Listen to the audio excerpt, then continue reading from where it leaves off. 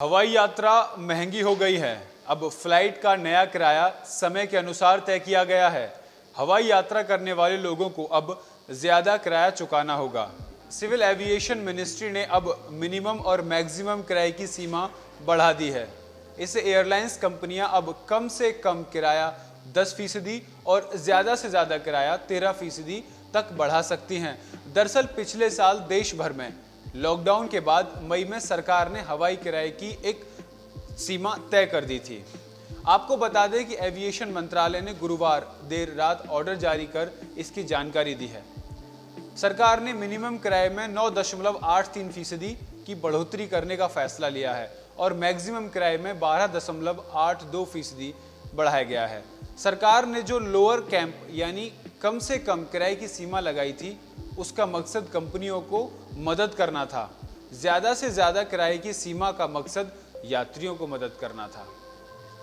चलिए आइए अब आपको ग्राफिक्स के जरिए समझाते हैं कि किस तरह से समय के अनुसार किराया बढ़ा और कितना बढ़ा। 0 से 40 मिनट तक का पुराना किराया था 2600 रुपये, जिसे बढ़ाकर अब 2900 रुपये कर दिया है। अगर बात करें 40 मिनट से 60 मिनट तक के सफर की, तो इसका पुराना किराया था 3300 रुपये, जिसे बढ़ाकर अब 3700 रुपये कर दिया है। उसके बाद बात करें अगर 60 मिनट से 90 मिनट तक के सफर की, तो उसका पुराना किराया 4500 रुपये था, जिसे बढ़ाकर अब 5062 रुपये कर दिया है।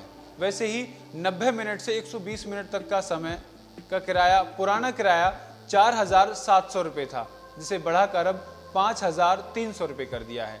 ये इकोनॉमी क्लास का टिकट था। अब हम आपको बताते हैं बिजनेस क्लास के टिकट में किस किस तरह से समय के हिसाब से किराए में बढ़ोतरी हुई है।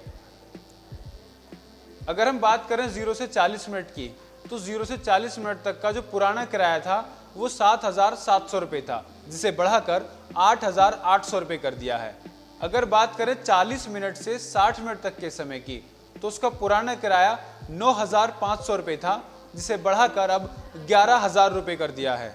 अगर वही बात करें 60 मिनट से 90 मिनट तक के, तो उसमें 11000 रुपये का जो पुराना किराया था उसे बढ़ाकर अब 13200 रुपये कर दिया है। इस तरीके से हवाई यात्रा का किराया समय के हिसाब से बढ़ा है। इसी प्रकार से हवाई यात्रा के किराए में बदलाव हुआ है।